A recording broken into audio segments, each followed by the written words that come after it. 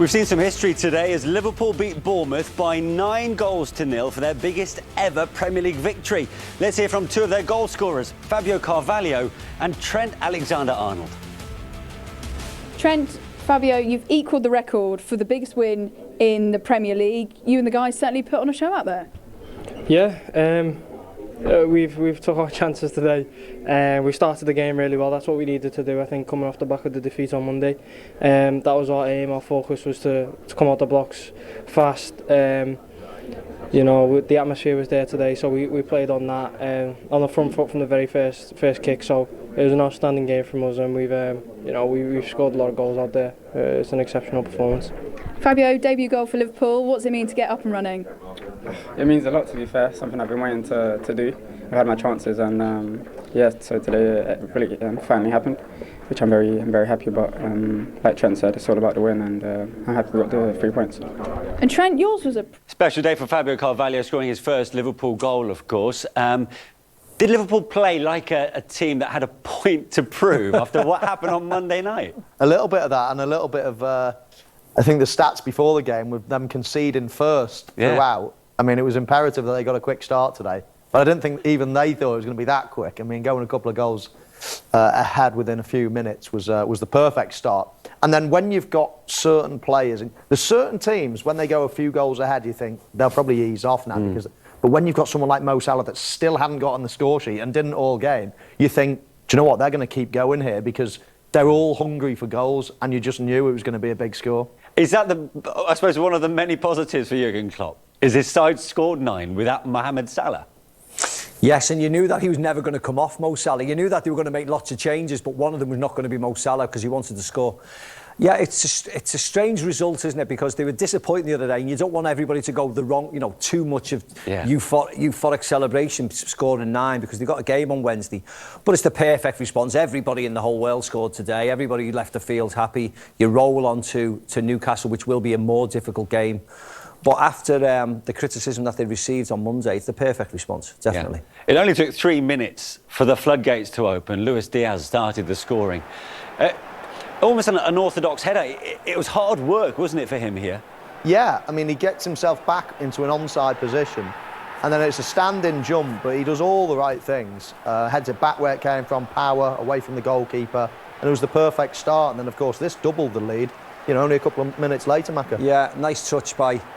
fortunate touch by Roberto Firmino. Looked as if he was like a no-look pass, but Harvey Elliott comes on and whips it into the corner. First goal for him at Anfield. So many special days for some of the kids concerned today, and that's what the likes of Harvey Elliott, Fabio Carvalho, Bobby Clark, Stefan Bajcetic, that's what they were today. A lot of teenagers playing, which is, reasons to be really happy for Jurgen. Is, another one from the academy smashes one right in the top corner, and Trent Alexander-Arnold. Yeah, and that comes just a few days after he was under a bit of, took a bit of criticism after his performance against United.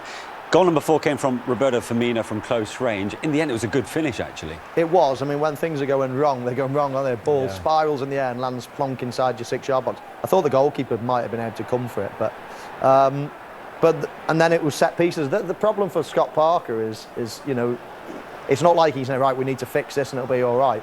I mean, absolutely every type of goal went in today. Headers, crosses, set piece, everything went in. So he's got a lot of work to do. But from Liverpool's point of view, I thought this was offside. Yeah, I thought it was offside. I think this was a bad decision. He has to be interfering. Well, he was deemed to not interfere. I know, that's nonsense. He was interfering. No. If you've ever played the game, he was interfering with play, definitely. Yeah. But as Michael said, loads and loads and loads of just set piece after set piece after set piece.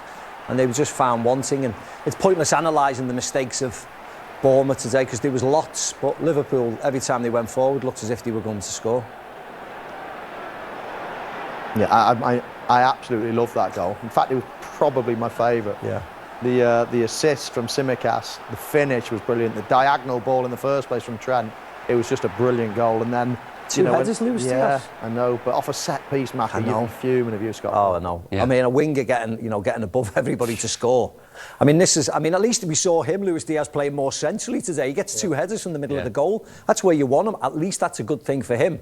Otherwise, fantastic day for Liverpool. For Bournemouth, a very different story. That's 16 goals conceded in their last 3 games alone, albeit against Manchester City, Arsenal, and now Liverpool.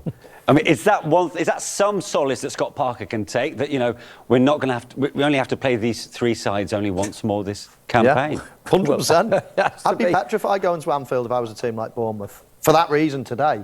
And he'll be thinking, right, we've got to go to the Etihad still. Yeah.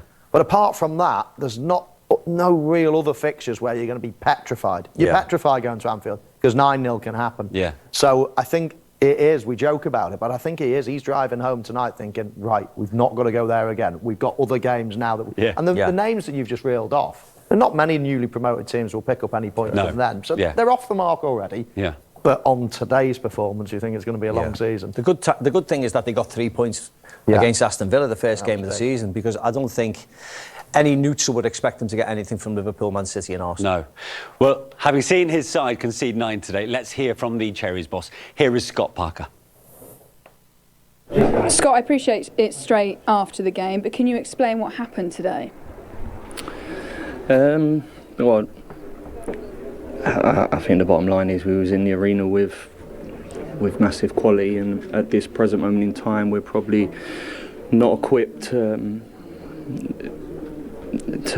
handle where it currently is, really. So I'm usually disappointed, one, because of the result, of course. Disappointed for the fans, the travelling fans, what have travelled here. I'm also a bit disappointed for the players as well, really, because it doesn't surprise me, and I've probably sensed this, but yeah, I think this is currently where it is at this present moment in time, in terms of probably the players, and everyone needs a little bit of help.